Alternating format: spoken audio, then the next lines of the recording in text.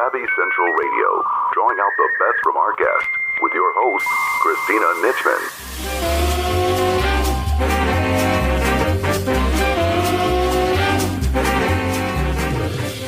Hello, welcome to the Racing to Success Minute with Nadine Lajoie.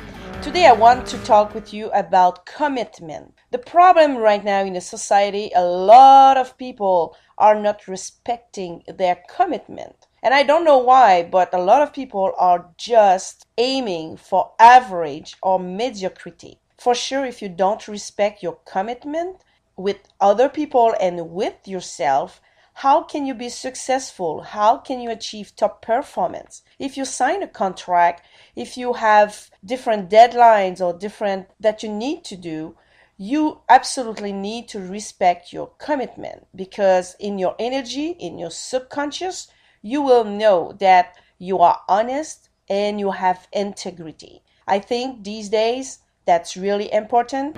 And respect your commitment with Nadine at nadineracing.com. This is your host, Christina Nitchman. Each week, Savvy runs weekly broadcasts providing entrepreneurs and successful individuals a platform to express their dreams, hopes, lessons learned, expertise, and wisdom with the world. Our first guest today is Keli Lenfield. She is a collaborator and founder of KeliLenfield.com. Through coaching, courses, and collaborative events, she provides the 7 key skills that come from over 20 years' experience in the most competitive industry on the planet. Today, Keli joins us to share her new book, Everyone is a Supermodel, Secrets for Any Career Based on My Modeling Experiences. Our second guest today is Dr. John Degarmo, author of several books, including the highly inspirational book, Fostering Love, One Foster Parent's Journey. Dr. Degarmo is a dynamic speaker and informative trainer on the foster care system and travels extensively meeting with foster parents, child welfare workers, churches, schools, and organizations. Find out more about Dr. Degarmo and his work at drjohndegarmofostercare.weebly.com. Hi, Keli. Welcome to Savvy Central Radio. How are you? I'm very well, thank you. I'm very well, thank you, Christina. It's a beautiful day in here, Australia. So, yeah, all is good in the world. I love it. Here I am. It's Holy Thursday, and there in Australia, you've already hit Good Friday, and it's in the morning. So I'm so grateful that you came out to connect with us here. You are doing amazing work out there, helping people with personal branding. You were an elite model, and you wrote a book, Everyone is a Supermodel, and you're going to share some of your awesome wisdom today with our audience. But before we go there, share a little bit about your background, what brought you to the world of modeling, and now to collaborative consulting and helping people with branding. Okay, absolutely. Excuse me. Well, as I think most things, out of disasters or out of doors closing, other doors open, even though you think that your world has ended. So my modelling career was a bit of an accident. I was with the Australian Youth Ballet at the age of 12. I danced all my life, all 8 years or 9 years of it, and was auditioning for the Australian Ballet at 15. And back then, I was too tall. Oh. So before I knew it, all this work, 7 days a week, commitment, it was my life. And I was no longer, they said, no, sorry, you're too tall. I thought, wow, okay, I'm 15, my world's over. What do I do now? Started teaching and loved that for a little while. Started teaching jazz and classical. And then one of my mother's clients happened to be a modelling agency. And some of her friends, and there I was, so in duck feet, as all ballerinas walk with duck feet. Well, not much anymore, but I was walking with duck feet, and I still had braces on my teeth. And off I marched to a modelling agency and did a grooming and deportment course, which was just phenomenal. And next thing I knew, I was being booked for catwalk shows because of my height. And I knew how to walk, and my posture, was and still is gratefully very good. And I loved it. And, I started, you learn lessons, and I'd already been working at that stage. I was working in retail shop and just learning all the skills about, customer interaction and building rapport, and professionalism. I was always an attention to detail person, so I was always prepared. So after about 6 months of doing major shows, we've got some major shopping centres, and when you were starting out, you do whatever work you could get. But those major shopping centres exposed you to a lot of different clients. And before, within 6 months, didn't even have to turn up to castings. I was just being put at the top of the list for work. Then I finished school, and that took me. I decided that I wanted to go and learn French. So I finished school early, did my international baccalaureate because I was still modelling a lot when I was going through what we call college here. But it's sort of towards the end of high school for you guys. And so I was working, and I was lucky enough to do the international baccalaureate, which was mainly reserved for kids from ambassadors with embassies because they travelled around so much. So I did that, finished school early, and applied to 5 universities overseas. I worked 6 jobs.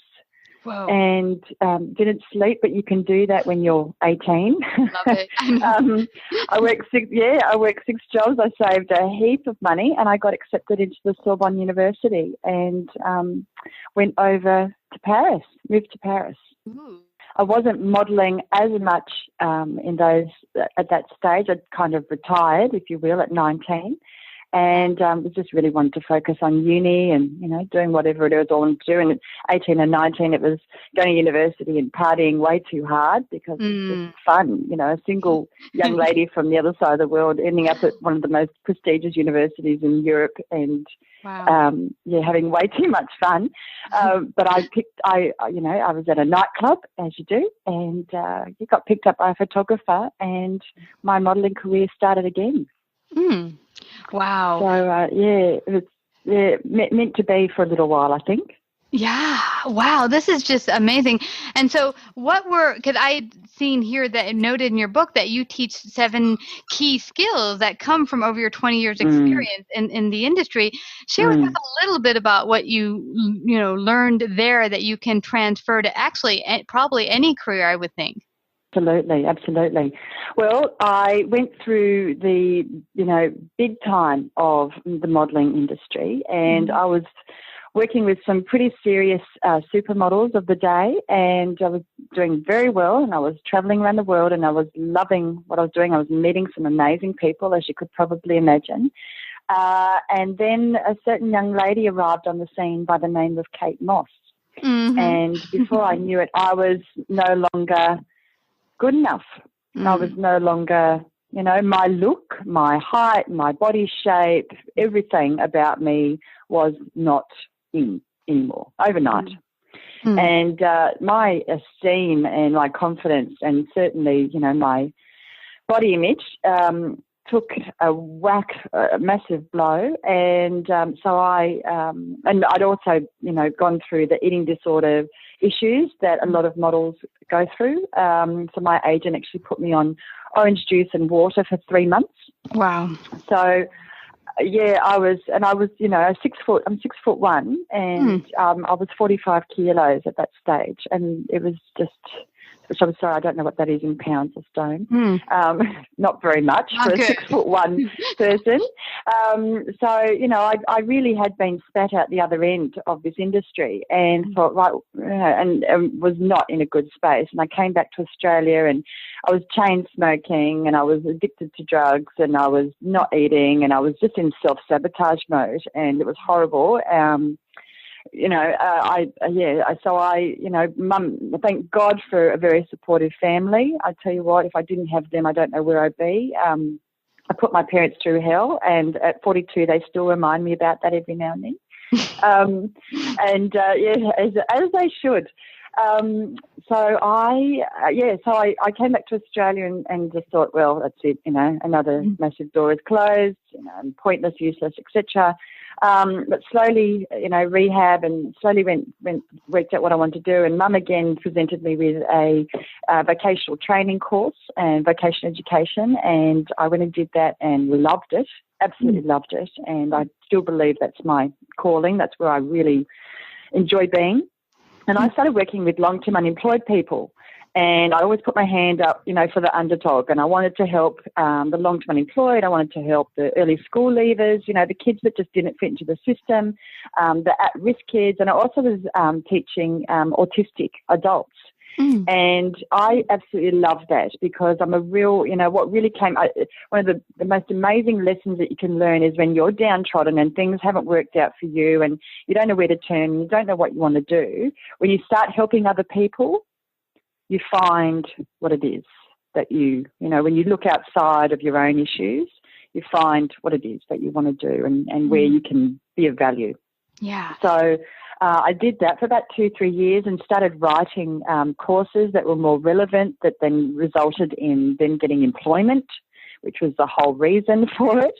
And I really enjoyed that. And my skills in writing improved and understanding the vocational education side of things improved. And what I realised, then leading on to your question, Christina, is I was delivering these skills that I'd learnt from the modelling industry. Mm-hmm.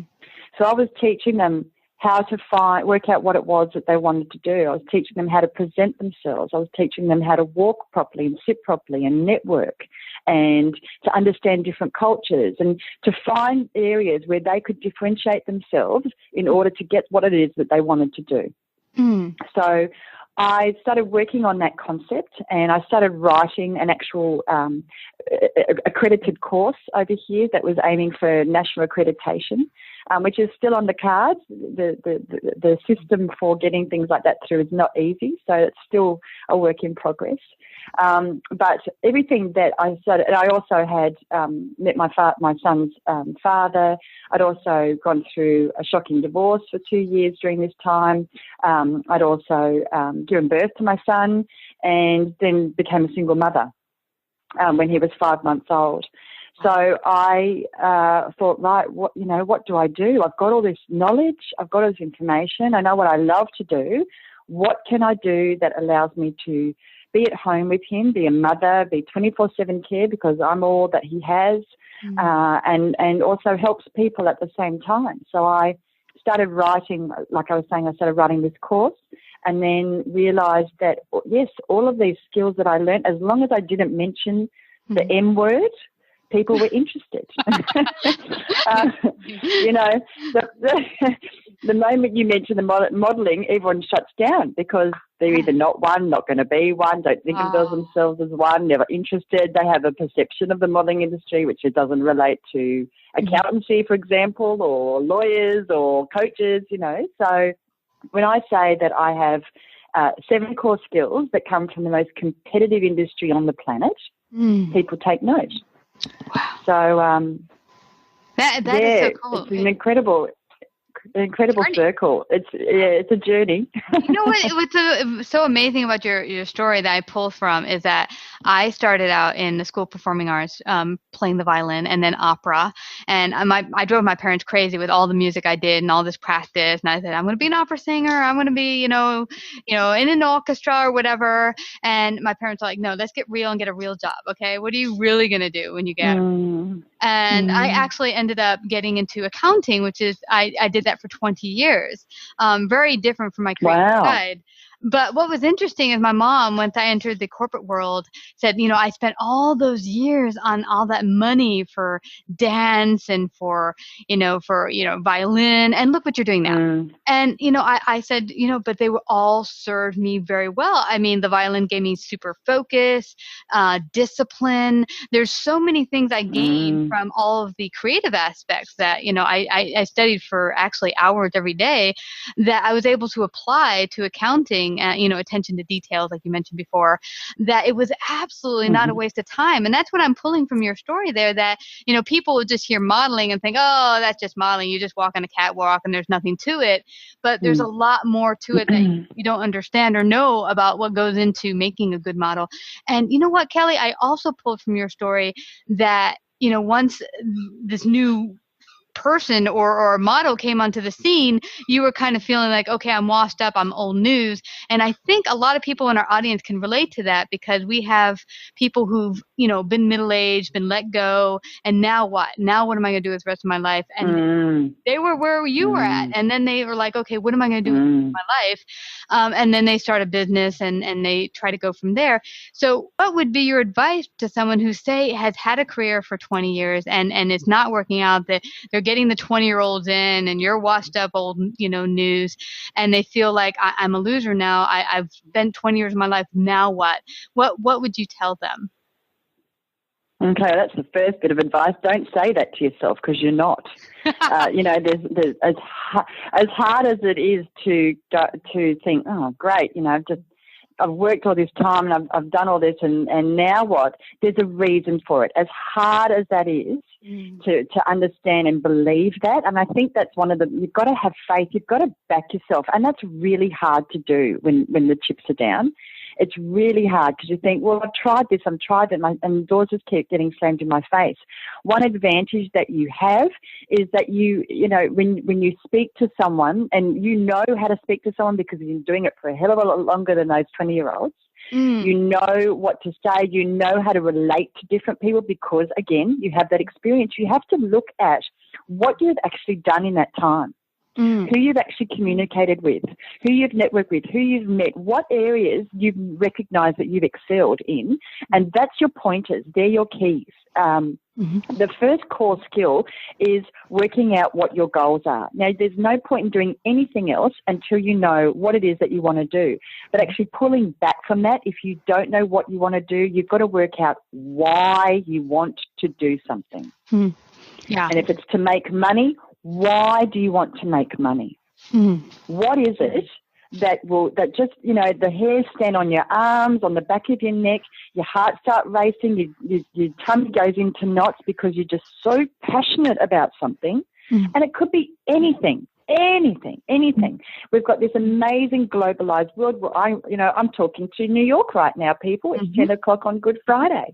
You can talk to anyone. You can be in front of anyone. But what you do need to do is work out what that why is. The what will come around.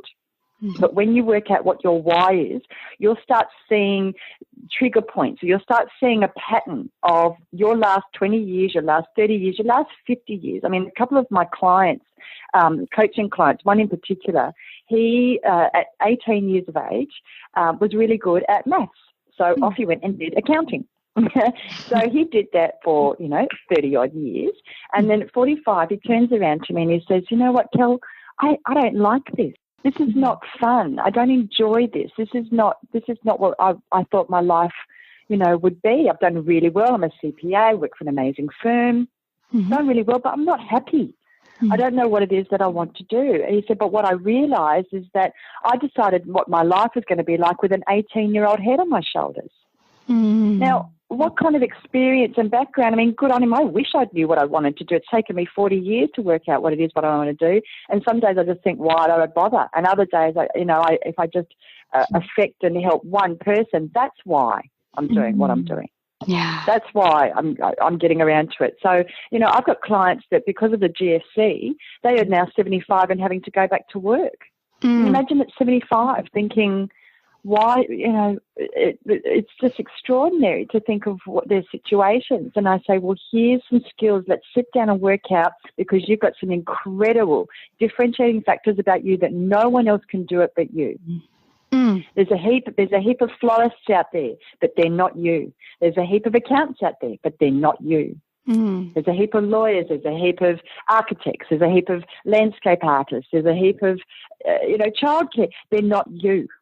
And this is the real, I suppose, the crux of my, this is still evolving. I mean, every day it's a new, when I do a workshop, new layers of what I'm trying to communicate and what, I suppose what sparks people get from the information, from my 7 core skills.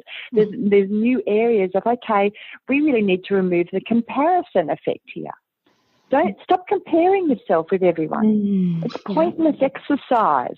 Yeah. You're not Kim Kardashian. You're not going to be Kim. You're not, thank goodness. We only need one of her in the world. God bless her. We don't, and absolutely learn to leverage your brand. Learn to do what she's done, but do it in your way. Work out what it is. Only you had that 20 years of experience. Only you, Christina, did violin and opera and then went into accountancy. No one else has done that. I'd like to meet someone else who's done that, Yeah. That's extraordinary, and from that comes flamboyance and a certain theatrical flair, and now you're running an amazing radio show and you understand figures. I mean, that's an incredible, wonderful concoction of skills and experience there. That's yours and yours alone. Yeah. And this is so imperative what you're talking about, Keli, because when I first got started, I had been in 5 different corporate jobs that had either downsized or had to let me go. And by the 5th one in 4 years, I was like, I am done. I can't do this anymore. And it was my ex-boss who said, hey, I think you could do what you're doing here in corporate on your own. And like your friend, the accountant, I started it and I thought, I hate this. I didn't even like doing it in corporate. I don't want to do it as a business. And it was my wonderful mentor at the time who said to me, okay, tell me what you love to do. And it was interesting. I didn't remember what I loved to do. I was so far removed from what I loved. So what I thought was great about your advice is get real with what was your daily job, whatever you did in corporate, or if you were an accountant or a lawyer, what made you super awesome in being a lawyer or an accountant, and take from that your skill that you can apply to something else. Am I getting it? Yeah. Exactly. Absolutely. Yes, yep, absolutely. No, absolutely. One thing that you mentioned there, Christina, which is really important, and people having a mentor is it is invaluable, and that when you know that you need one, or you don't know what it is that you need, or you just want to bounce an idea off someone, that person will present themselves. I could not have done what I've done. I mean, there's a lot to say for your own personal strength and discipline, and we're both very lucky that we had that from our performing arts experience, because you just learn to do it yourself because you just have to. It's a solo career. If you want to be good, this is what it takes, and you put in the effort and you put in the time. But having another person there that you can that supports you, that is is slightly idealistic, because it's a wonderful thing to have, but is also very pragmatic and real, but without being negative, that understands structure, or, that complements you and treats you with respect, and you have respect for that person. That's invaluable, especially if you're going into business on your own. Or, starting out with a new venture, even just a hobby that could turn into something. Just having that person there with complementary skills, and if you don't worry if you don't have that person immediately. That person will present themselves when you're ready for them, when you need them the most. And if they're not the right person, keep looking, keep asking questions. Keep finding out. So good one. Ask questions. Yes, good one. You said ask questions. Always. Yes. Always. I think that's the most important. Always. Yeah. Because when I was at the breaking point where, okay, I'm gonna leave this job, it's not working out, I don't know what to do next. Should I go look for another job, or should I hope that I get moved to another department? It was when I started questioning that I found my mentor. She just kind of popped up out of thin air. No, I went to a lecture, and there you go. She was there, and we got to talking. I was like, you're the gal to help me. But you're so right, Keli, because that person that can bounce ideas off of, it was not readily immediate to me what it is I should be doing, or what is my next point that is perfect for me. It took time, I think a good 1.5 years working together till then I settled in and said, this is it. But, you like you said, I think the most important thing is for one to have that person, that support system, and then to continually just be curious and ask those questions. Yeah, absolutely. And another thing, I thank you for mentioning that before too, give yourself a break. Women are, and you've got to learn to trust it and respect it, but we're very intuitive. We all are. Men are intuitive too. Women just have an extra sixth sense. We're lucky like that. But trust that intuition. You know, there are days that I can literally not sit down in front of my computer and write a script that's due in a week's time. I just cannot write. It's not writer's block. I just feel physically sick, or it's just this is not meant to be happening. And then funnily enough, my son just can't get enough of me. So I'm meant to spend the weekend with him, and I take the time. I get back in that moment, and really internalize and do whatever it is that you need to do. If it's going for a walk, if it's, punching the hell out of a boxing bag, if it's meditating, if it's doing some yoga, if it's catching up with some girlfriends and getting absolutely blottoed and not remembering the next 24 hours, whatever it is, that you need to do to switch off. Yes, I do condone having a drink every now and then. I think it's important. But if you do need to do that, check in. Because if you keep hitting walls, if you keep feeling like you're banging the head against the wall, you're trying to control too much. Just kick back. Just stop for a little bit. If it takes a year and a half, then it takes a year and a half. It's okay. Yeah. You're doing what you need to do, and I think it, and that it really does ripple out. When you're being true to yourself, Christina, it's so important. It's one of the hardest things to do, to be true to yourself, because some of the decisions that you have to make are really, really hard. I've just had a week of that, and it took its toll, and I needed just to sit on the couch for 2 days and hug my son and eat good things. To make those decisions, but within a very, very, very short amount of time, you're feeling better, you're sleeping better, you're clearer in your mind, new ideas, and that intuition is sparking and sharpened again, and you're going, okay, all right, I'll stop treading water and wasting my time in this area. I'm just going to make a phone call, or I'm just going to go and have coffee with this person, and now I'm clear on what I want to know from them, or what I think I need to, what direction I need to go. Give yourself that time.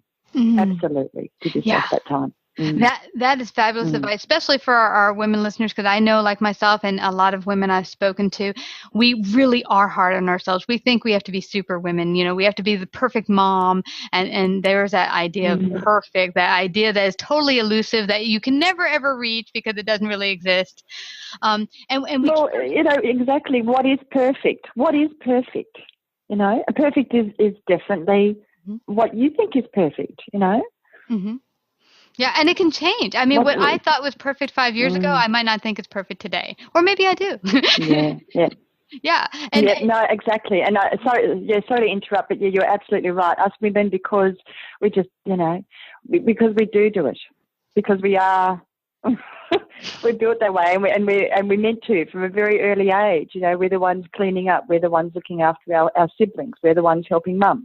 Yeah. We're the ones, protecting. We're the ones, nurturing. It's part of our code. Yeah. And then I like that you mentioned not to beat yourself up, because there were times a while back where I was not having the results I wanted in my business to move forward, and I was like, I'm not going to take a walk and enjoy myself until I make this happen. And I'm sitting here 16, 17 hours, it's not happening. And, I think I tried that for a couple months, and I was like totally getting unhealthy, gaining weight. And I was like, enough is enough. I have to get out and do a walk. And I met this walking group, started getting together for a walk twice a week. And these ideas, like you mentioned, just started flowing back into my mind. And I started to, get hit and things just started to flow. But sometimes when you let go of what you think should happen, or the results you want to happen, that not giving up, but that, what's that word? Surrender is when things really, you know what I'm talking about, right? Yes. Yeah. Yes. Sorry, darling. No, please continue. No, you're right on call. Go for it. Yep. Float away. That's it. Surrender. Yeah.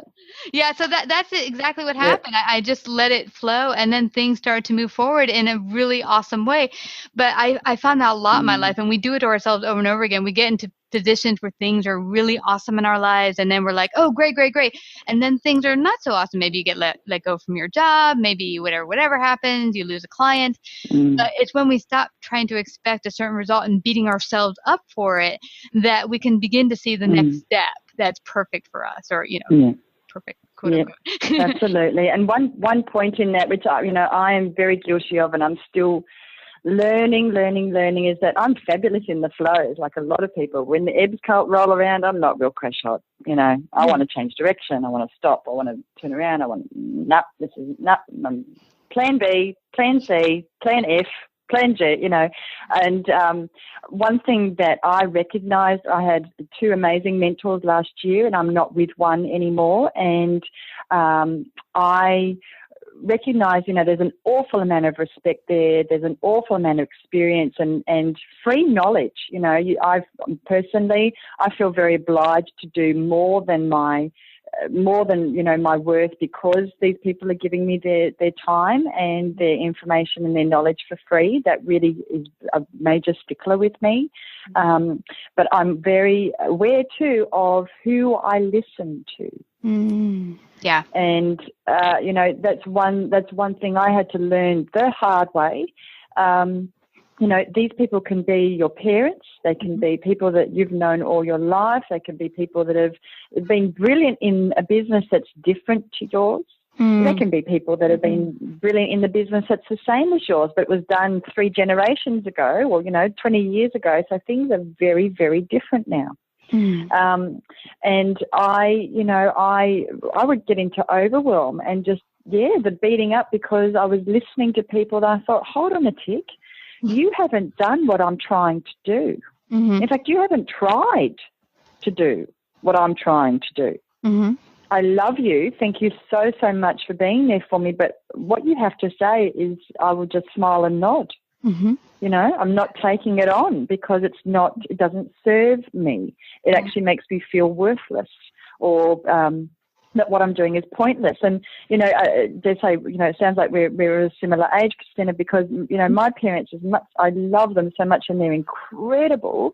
But when I was trying to be an entrepreneur from a very early age and was pushing things out there and trying to do things, it was always, darling, I love you. I know what you're trying to do here, but why don't you just you're very good at organising people. Just go be a secretary. And it's that scarcity mentality, which I understand. I get it. I get it. It's that, the cycle continuing where those people did not have someone that they could depend on who pushed them forward. My mentor now, he was an entrepreneur at 14 with entrepreneurial parents. I was an employee at 14 with employee parents. Very, very, very different mindset. And consequently, very, very different outcomes. I'm behind the 8 ball. Well, I'm not anymore. I still am in a lot of ways. I'm still learning. I'll always be learning. But, the difference, in where we are in our, I suppose, there's lots of reasons and there's lots of choices that were made, that cost financially. But you learn that, my dad calls them school fees, and he's spot on. And I'm sick of paying school fees now. I've learnt my lessons. I'm not paying the school fees anymore. Yeah. I want to, I'm on track. But again, still learning, and some things won't work out, and I'll go, well, at least I tried. Yeah. And that's a fabulous point, because there'll be people who will say, well, everyone told me it's a bad idea and I didn't have enough money in the bank. I mean, there are times, even having a child, if you're waiting to, have a baby, well, let's wait until we make X, Y, Z amount of money. I have news for you. It doesn't matter how much money you have in the bank. There's probably not enough money for a child. So, a number of times, even doing my venture with Savvy, as we've grown and expanded, we've moved into doing television, and it's high cost in production and such. And people just told me, well, wait a little bit longer till you get picked up by a big syndication that can pay for you. And I said, listen, because I generally go with prayer and the intuition hits, or that God gives me directly. And sometimes it don't make any sense. Sometimes they're like, okay, that doesn't make sense to my human brain. It doesn't feel like something I could actually do right now, because maybe what money I have sitting in my bank account. But if I go from, faith, that God knows better than I do, let me just take the step forward. It's amazing what happens when you just step forward in faith, and not just total faith and not taking action, but taking action and walking forward in faith, continually, working toward it. Yeah. Absolutely. Yeah. Totally agree. And to all your listeners, whether it's a faith in the Lord, whether it's a faith in the universe, whether it's, a source, a combination of all of the above, you have to trust. Yeah. You have to act. You have to act. It doesn't happen. And you can read that whether you read Abraham Hicks and the Law of Attraction, or whether you read it in the Bible, or whether you go through Gin, or you go through all of those other amazing, prosperity coaches and concepts of intuition and faith and understanding. You can't just sit on your butt and go, right, bring it on. I'm thinking about it. This is what I want. Okay, so it will happen. No. Yeah. You have to, and also I think too, if I may explain this as well, trust and faith is sensational. You will always, and if it doesn't matter, it's like, okay, something even better is on its way. Mm-hmm. And it's a matter of you need to accept and expect it to happen. Not in your timing. Not in your timing. It doesn't happen in your timing. That's the key there. Divine timing. Yeah. Yeah. Because sometimes... Okay. And that's why faith and trust... Yeah, sorry. Yeah. I said that's why it's so interesting, because you'll have a picture in your mind of what you think the end result should look like. And sometimes the universe, as you say, could have a much huger picture or grander picture than you could have ever even imagined of where you should end up. But yeah. So I like that in the time that is meant, not in your time sometimes, or, how you imagine it. And I think that, absolutely. And I know we're getting off point, but those frustrating times are actually keys. And I'm still learning this. Trust me, I've got a very sore forehead from banging it against the wall, or, have doors closed in my face. It's working. But those frustrating times are times of let go. Let go. Yeah. Let go. Fabulous. I'm still learning that. This is fabulous. Yeah. That's been so awesome. Yeah. I'm loving it. Thank you very much. Yeah, absolutely. You're welcome. Good conversation. I want people to know where they can find out more about you, get your awesome books, work with you. How can they do that? Thank you. Well, it's very easy. One place. So it's just at KeliLenfield.com. So KeliLenfield.com. You can jump on there. You can have a look at my book. You can see what social enterprises I'm working with and people I'm working with over in Uganda and the modelling industry. And you can also, read about me and contact me. Have a look at my articles that I submit. I'm presently doing a guest blog for She Writes and The Outfit, and that's about basically the seven core skills. So all that personal branding, I'm putting that in there. But my website's the best place to go, and that's all my social media handles are all there too, so you can connect with me there. Wow. Well, this has been tremendous. We could have talked for hours, girl. But I want to thank you again. We could, and I think we should. We should. You ever come to New York, you need to look me up. Oh, honey, don't worry. After this, I'll be emailing you straight away. Absolutely. Aww. I want to thank you again, Keli, for coming to Savvy and sharing your great wisdom and gifts today on Savvy Central Radio. Thank you so much for having me. I've had a fabulous morning, and happy Easter to you and to everyone. I really wish you all a safe and so wonderful, wonderful Easter. Oh, right back at you. Have a wonderful Easter. God bless. Welcome to the Racing to Success Minute with Nadine Lajoie. Do you know a lot of people, they are not taking bold action because they are afraid, or maybe just even because they don't know what to do? But what I'm talking about, bold action in your life and in your business. Just do something really crazy, either for your employees, for your wife, your children. Just do something exceptional, because you will see you will be able to reach more success, because the people around you will see the confidence that you have into yourself, and you will be able to be a better leader.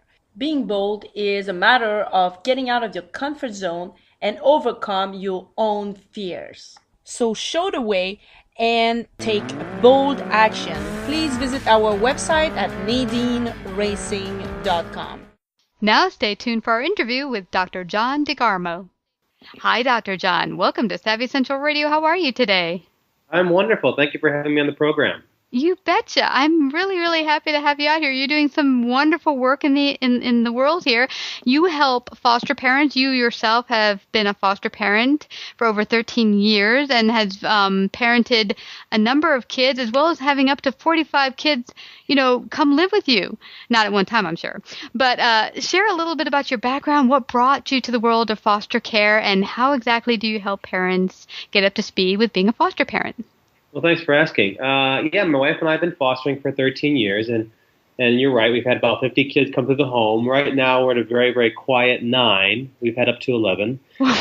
We first started years ago. My wife's from Australia. We met in a performing group traveling the world, and then we lived in Australia for a while. But when we moved back to the States, at the time I was working, I was teaching in a high school, and I was noticing that a lot of children coming through my classroom they had a lot of behavior issues. There was a lot of attendance problems, and I kept wondering why that was. And then I met their birth parents, and then I realized, it starts in the home. Mm. My wife and I thought, how can we help children? How can we help kids? When we traveled performing, we did a lot of service, a lot of community involvement. So we thought, well, how can we serve children in our area? So that led to 50 plus kids 13 years later.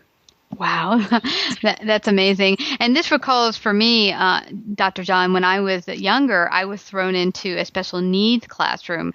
And I actually did have special needs in that I was dyslexic, but no one diagnosed me until I was in high school.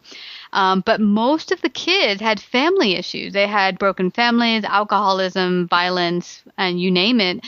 And it really wasn't a matter of them being disabled or any shape or form, but they just needed someone to listen to them.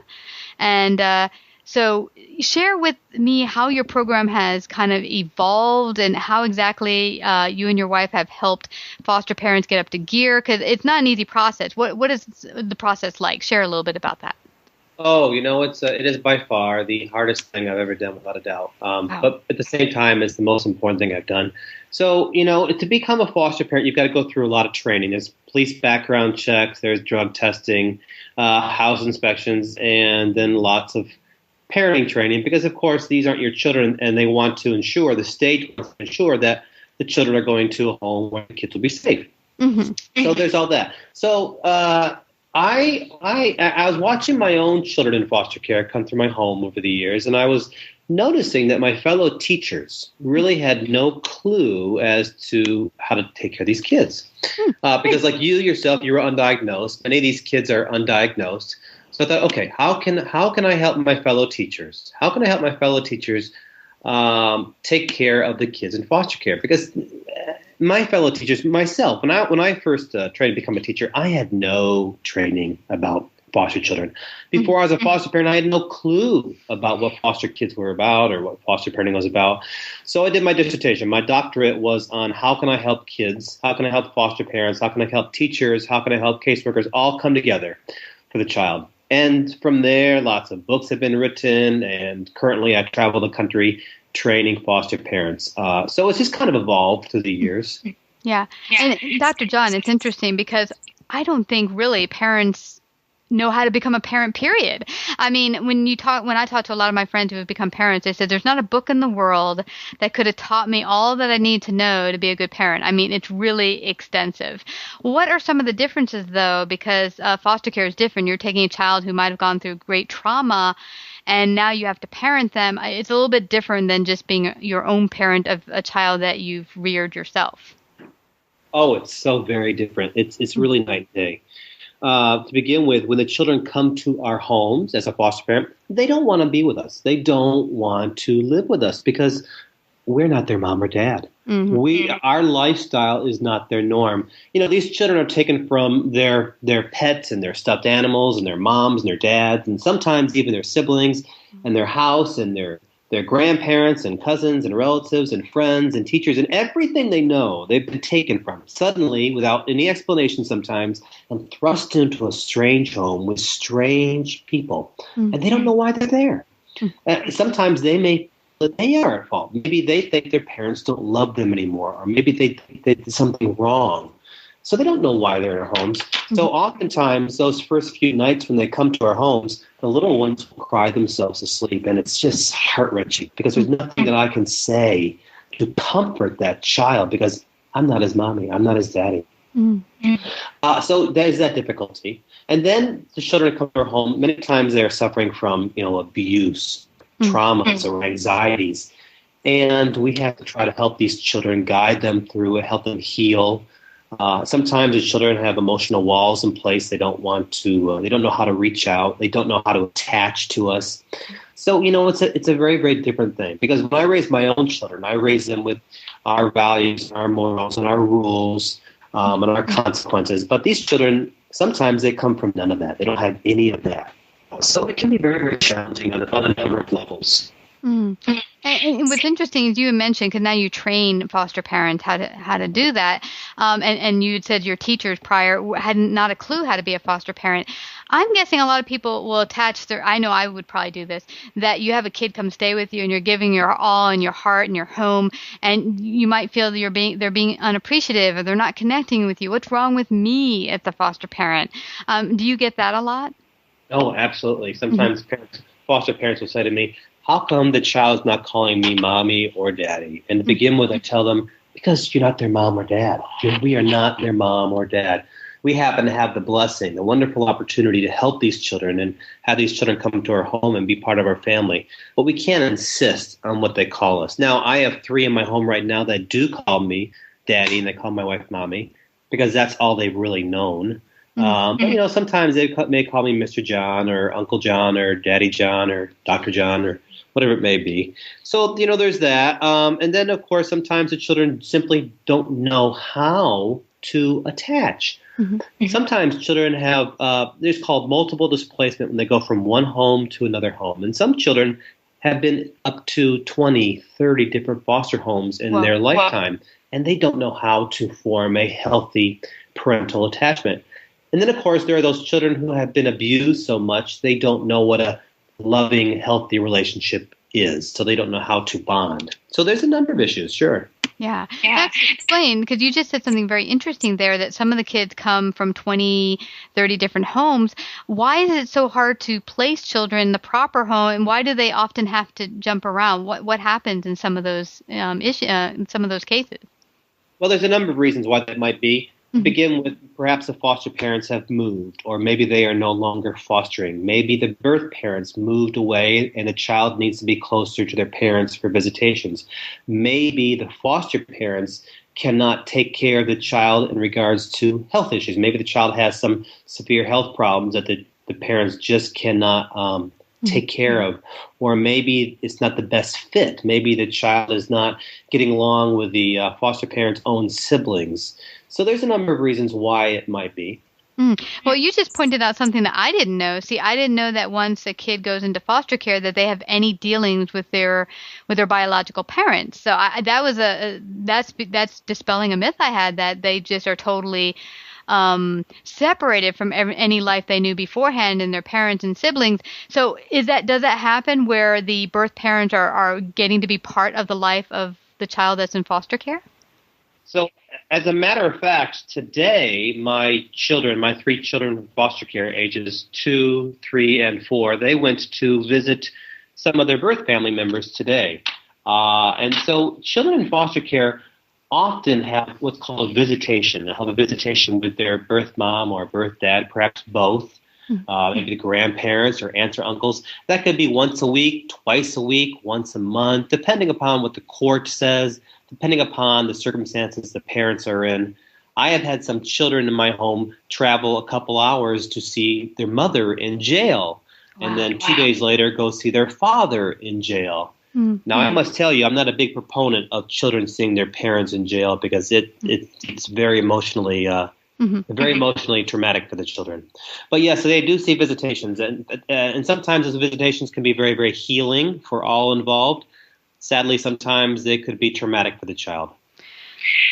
Wow, that goes to say something that could probably be maybe revised in the system to put the child's needs first, because I've seen some situations with regards to adoption, where the birth mother or parent get the first dibs and kind of like you're the birth parent, so hey, you get your stuff together, you can get your child back. And sometimes I'm thinking, if there's a reason you gave them up, I mean, they shouldn't be ripped from now a family that they've built a bond with.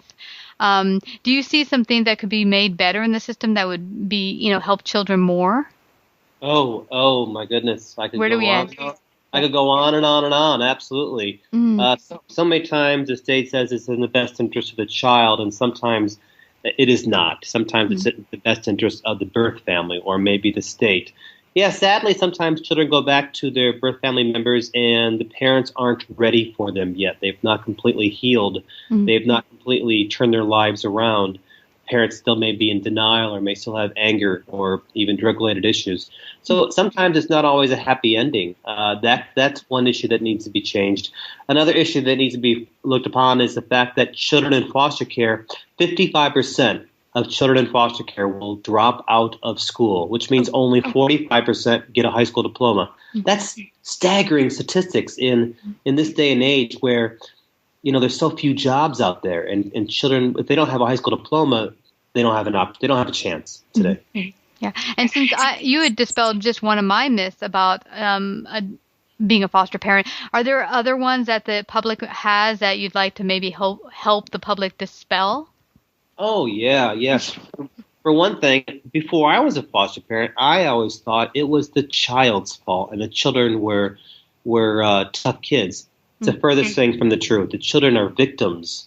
And so many times these children come to my home and all they need is somebody to love them. They've never had someone to give them that unconditional love that they need.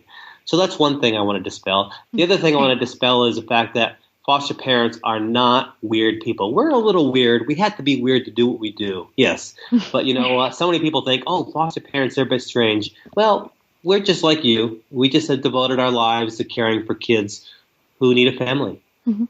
Yeah, and I had someone on recently who talked about the power of giving and that, we're all put on this earth and we can give in different ways.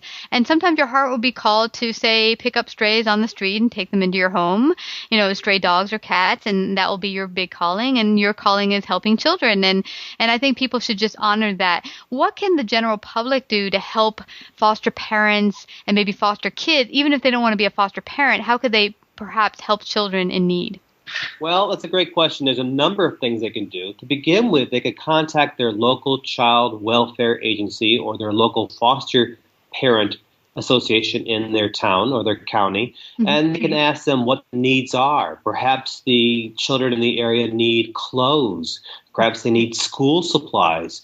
Perhaps there is a need for presents or Christmas time and birthday times. Because you have to remember that so much of this is coming out of my own pocket. When I buy the kids clothes or school supplies or presents for birthdays and Christmas, it's coming out of my own pocket. Yes, I do get reimbursed some, but not all of it. I want to make sure that the kids have a wonderful life when they're with me. So we make sure that their holidays are extra special. Maybe someone can contact the agencies and see if there could be meals made for the foster parents, or maybe transportation to and from doctor's appointments. A lot of the kids come to our homes and all of their supplies they have, everything that they own, are in a black plastic bag.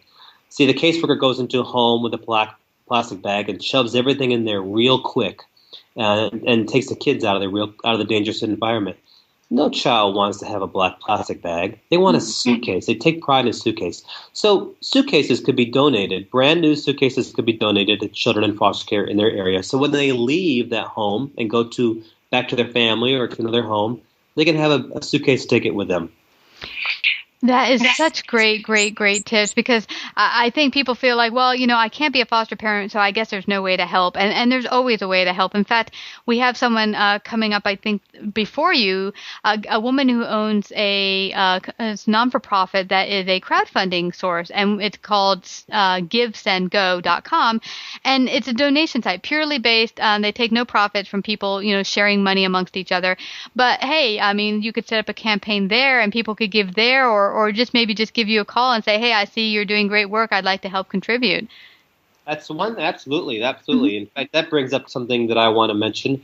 My wife and I are in the process of opening up a residential group home for boys in our area in foster care, ages 10 to 18. Those boys that can't fit in a traditional home for whatever reason, or those boys that society says, you know what, you're no longer cute, you're a boy, you're unadoptable. So these boys have no place to go.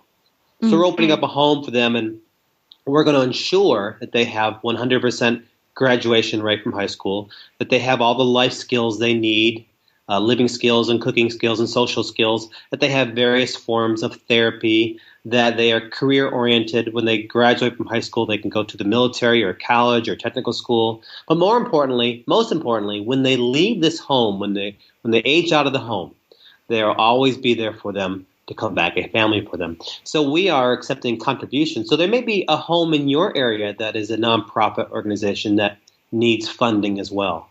Wow, this is so fabulous, John, and so important, and great that you guys are doing this. And this recalls when many years ago I worked for a group in Manhattan that helps special needs kids. And someone once said to me, one of the parents, what happens when my child ages out of these programs, which end about 17 in that particular case? Because I think when you mentioned how cute, they're not cute anymore, people don't want them.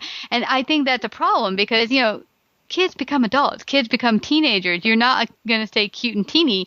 And there's still people who need to be, respected and seen as human and given basic human rights and stuff. Well, that's very true. So when kids in foster care age out of the system, whether it's 18 in some states or 21 in other states, the statistics are very, very grim for them. 65% will end up homeless. 75% will end up in jail, all within the first 2 years. Only 6% go to college, and only 2% end up with a 4-year college degree. So again, the statistics are grim. These kids have no one to turn to. No one has taught them how to take care of themselves, and they end up in jail or on the streets homeless. They've essentially not been given the tools to go out there and be functioning adults. And yeah, this is such an important thing. And I'd like if you could also talk about the impact on our society, because I think people might think, okay, I'm not a foster parent. I don't know anyone who's a foster child or parent, so it doesn't affect me. And that could be further than the truth. This does affect everyone in our society. Well, that's absolutely right. Let's look at those statistics again. 55% drop out of high school, 65% homeless, 75% in jail. That's all a drain on our society in a number of ways. And top of that, many times these children, these former foster children, when they become adults, they have kids of their own, and they don't know how to take care of them, and the cycle continues again. Yet another drain on our society. I have adopted 3 children from foster care. 2 of them are third-generation foster children. They've come from 3 generations of family members in foster care. So the cycle just continues and continues and continues. Wow. And this shows for me, we had a guest on last year and earlier this year that had gone into foster care. It turned out that his birth parents couldn't keep him. It was only a single mom. She had some issues, and he ended up in a homeless shelter to start out with. But because this loving family took them into their household as their family, and then later on paid for his college, his life has been transformed, and he now spends his entire life giving to children. And I said, what a difference that makes, because one family gave, they've changed the life of this one individual who's now an adult who gives back to children. So you don't know the ripple effect that your giving can have. Oh, that's so very true. And one thing I tell my foster parents is this. Years from now, the children, when they leave our homes, years later, they may not remember our names, and they may not remember our faces. But they will remember that for a time in their life, and maybe the only time in their life, somebody loved them. And that's a tremendous gift. Well, before we head on out, I want you to let everyone know where they can find out more about you, the wonderful work you're doing. Well, great. Thanks. You can follow me on Facebook, Dr. John Degarmo, D as in David, E, G as in Gary, A-R, M as in Mary, O. I'm on Twitter as well. You can find my website, if you just Google Dr. John Degarmo Foster Care. And on that, you'll find all my radio program, Parent Factors with Dr. John. You can find all my articles, my video series, my blogs, you name it, a lot of stuff there.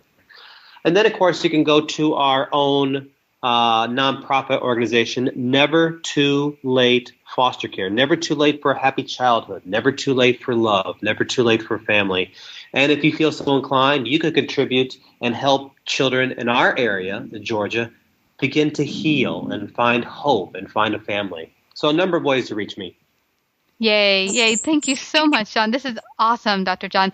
And you know what? I think people listening into your parenting show can help anyone, even if you're not a foster parent, because there's no great manual out there, a one-step book that shows you everything that you need to be an awesome parent. It's an ongoing journey, and we can do it. We can put out awesome individuals out there who will be wonderful adults contributing to our society, and we can do it together. And I thank you, John, for being a contributing factor to that and for joining us here today on Savvy Central Radio. Thank you so much for the opportunity.